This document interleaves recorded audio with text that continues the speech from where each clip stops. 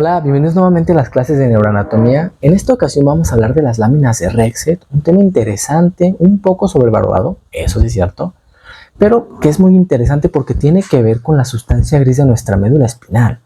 Entonces, aquí les presento al profesor, el profesor Bror Rexed. Él fue, además de profesor de universidad, un neurocientífico. Además, vamos a mencionar un núcleo interesante que es el núcleo de Onuf, que tiene que ver con este otro gran personaje que fue el profesor Stephen Hopkins. Y van a decir, ¿por qué tiene que ver con él? Bueno, los reto a que lo descubran en el video. Entonces, comencemos. Continuando la diapositiva donde nos quedamos, que es la 21, vamos a tener lo que son las especificaciones de la sustancia gris. Nuestra sustancia gris, recordemos que es una H, que la podemos ver aquí en el fondo, y pues también acá representada en lo que es nuestro pizarrón, ¿verdad? Ahora, nosotros ya sabemos que se dividen las llamadas astas. Un asta dorsal, un asta ventral, un asta importante que nace en los segmentos torácicos, que es el asta lateral, está aquí representada, y lo que viene siendo el palito en medio del H, que vienen siendo las comisuras grises. Comisura gris posterior, comisura gris anterior. Y bueno, ese pequeño conducto, que es el conducto ependimario, ya no corresponde a sustancia gris. Recuerden que este tiene que ver con el sistema ventricular.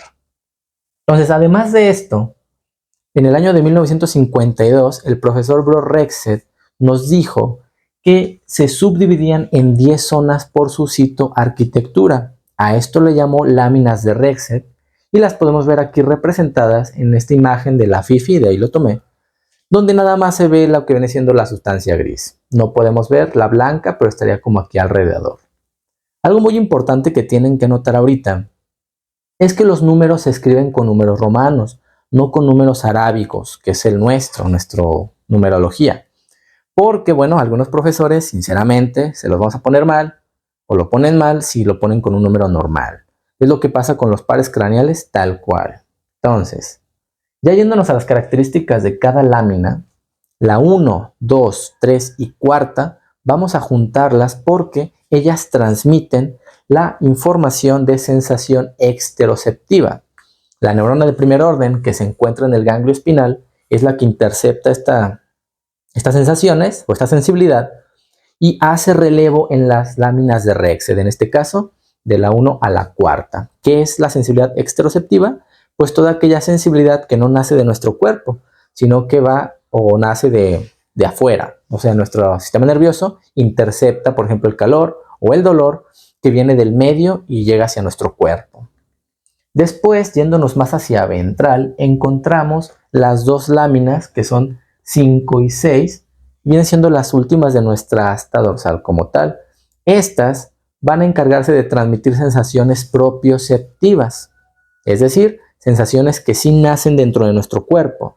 Por ejemplo, información de nuestros músculos, cómo se están distendiendo, nuestras articulaciones, cómo están. Después de esto, encontramos una zona intermedia llamada lámina de Rexed 7, que si ustedes leen la FIFI, va a decir que actúa como un relevo entre el mesencéfalo y el cerebelo. Además, en esta vamos a encontrar lo que viene siendo un núcleo muy interesante, que es el núcleo de Clarke, el cual es el inicio del espinocerebeloso dorsal. Yéndonos ya más hacia adelante, encontraremos por último dos láminas de Rexed, que corresponden al asta ventral. La lámina de Rexed 8 va a ser la que module la actividad motora porque en ella encontramos unas motoneuronas llamadas motoneuronas gamma. Después tenemos a manera de dos zonas la lámina de Rexed 9, que viene siendo la principal área motora de la médula espinal. ¿Por qué? Porque aquí vamos a encontrar las neuronas más gigantes de la médula espinal, obviamente, el cerebro tiene más grandes, que vienen siendo las motoneuronas alfa. Estas también se les llama neurona motora inferior, pero cuando hablamos de la médula espinal, porque otra neurona motora inferior las podemos encontrar en los núcleos motores de los pares craneales. Pero ahí ya estaremos hablando de nuestro tronco encefálico. Entonces, motoneuronas alfa, neuronas motoras inferiores, muy importante. Por último, tenemos la lámina de Rexed 10, la cual va a rodear el conducto ependimario, como lo dijimos al inicio, se va a constituir de las comisuras grises y se dice que contiene principalmente neuroglía, aunque también van a pasar por ahí los axones que forman los espinotalámicos, por ejemplo. Luego veremos que en el caso de una patología llamada siringomielia, es por eso que hay una pérdida bilateral del dolor y la temperatura. Entonces, estas son las láminas de Rexed, son 10. Sin embargo, antes de que Bro Rexed nos dijera, existen estas láminas, se daba lo que era la nomenclatura antigua o terminología antigua. Esta terminología tenía que ver con núcleos, es decir, la lámina 1 antes se le llamaba núcleo póstero-marginal. ¿Por qué se le llamaba núcleo póstero-marginal? Porque está en la parte más dorsal o posterior y en el margen de nuestra sustancia gris. La lámina 2 todavía se le puede llamar sustancia gelatinosa de Rolando, así como la cisura central en el cerebro, Rolando. Y esto es muy importante porque es el inicio del espinotalámico lateral. Aquí vamos a ver más nocicepción, más adelante lo veremos. Luego, la lámina 3 y 4, que están aquí representadas, 3 y 4, se juntaban y se le llamaba núcleo propio, ¿sí? Ya para la quinta y la sexta tenían que ver más con la morfología, no un nombre tan específico como tal. La 6 se llamaba base del asta dorsal o posterior, porque aquí iniciaba, y luego se hacía un estrechamiento que era nuestro cuello del asta posterior, que ahorita le llamamos lámina de Rexed 5. Muy bien, después la lámina 7 tenía el nombre de zona intermedia y asta intermedio lateral. Recordando, zona intermedia porque esta zona sí la encontramos en lo que es la médula espinal en todos los segmentos. Sin embargo, la especificación, que es el asta intermedio lateral o asta lateral, que también está inmersa en la lámina Rexed 7, solamente está en las partes torácicas. Yéndonos al 8, se le llama núcleo comisural porque estaba cerca pues, de la comisura, aunque más ventral, ¿verdad? Y cerca de lo que viene siendo la fisura ventromedial, por donde pasa la arteria espinal anterior. La 9, la lámina Rexed 9, se le llamaba precisamente asta ventral como tal, por su gran implicación en la función del movimiento. Y por último, la lámina 10, pues por su morfología, grises centrales y punto, porque estaban rodeando a lo que viene siendo el conducto ependimario. Entonces, pasando a la siguiente diapositiva, vamos a ver algunas especificaciones de las astas. En el asta anterior, precisamente o justamente en la lámina 9, tenemos neuronas motoras. Van a ser de dos tipos, ya las mencionamos ahorita hace poquito. Las motoneuronas alfa son las que van a inervar a las fibras musculares extrafusales. Estas son las más importantes para el movimiento, tanto para flexión y extensión. Y además encontramos las motoneuronas gamma, que estas principalmente van a inervar a las fibras musculares intrafusales, las que están adentro, en los usos musculares. Aquí podemos ver una imagen extra que es del libro Crossman, donde pueden observar precisamente lo que viene siendo la lámina 9 a manera como de pequeños núcleos. Entonces, puede variar un poco como lo vean dependiendo de la literatura, sin embargo, siempre lo van a encontrar en el asta ventral, de ley. Bueno, algo muy interesante es que vamos a encontrar conglomerados especiales en nuestra asta anterior o asta ventral que tienen una función tan específica e importante que se les da un nombre en especial.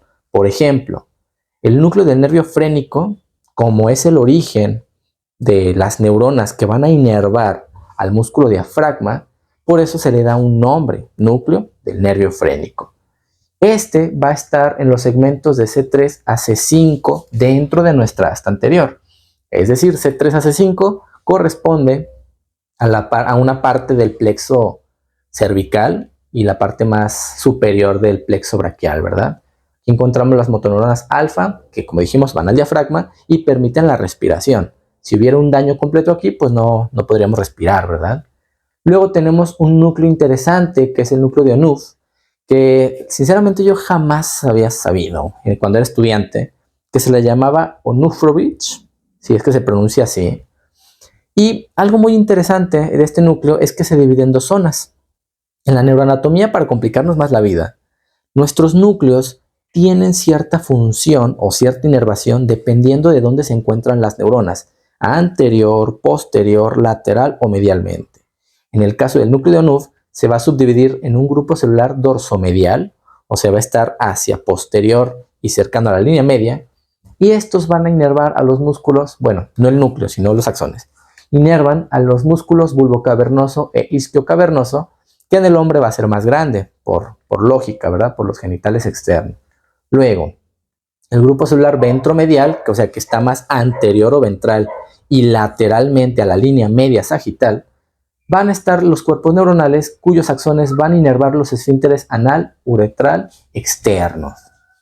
Ahora, algo muy interesante de este núcleo, además de su organización celular, es que en una patología llamada esclerosis lateral amiotrófica, que para los compadres, ¿verdad? Se puede llamar ELA, ELA, estas neuronas no se afectan. Es decir, la ELA, que también le llamamos la enfermedad de la motoneurona, no va a afectar a estas neuronas, por lo tanto, la función de ellas va a quedar indemne.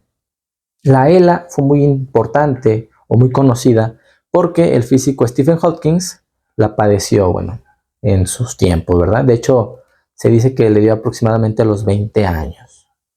Pasando a la siguiente diapositiva, tenemos lo que es la organización somatotópica, y es que la neuroanatomía es tan específica que las neuronas del asta ventral, dependiendo de dónde se encuentren, es la parte de nuestro cuerpo que inervan. Por ejemplo, las partes o las neuronas que se encuentran en la parte más dorsal, o sea, cercana al surco limitante, van a encargarse de los grupos flexores. O sea, sus axones llegan a los músculos flexores para inervarlos. Entre más ventral nos vengamos, vamos a encontrar los grupos extensores. En este caso, pues van a ir hacia acá, ¿verdad? Luego, no nada más tienen que ver con posterior y anterior, sino que también los grupos neuronales pueden dividirse según estén más cercanos a la línea media o más laterales. En el caso de la médula espinal, lo que viene siendo la musculatura del tronco, van a estar los cuerpos neuronales que la inerven en la parte más medial. Conforme nos alejamos al lateral, encontraremos los cuerpos neuronales que llevan sus axones a inervar a las extremidades, siendo la parte más distal, pues nuestras manos. Entonces, esta imagen de Afifi nos lo resume de manera increíble y muy didáctica, la verdad. Muy bien.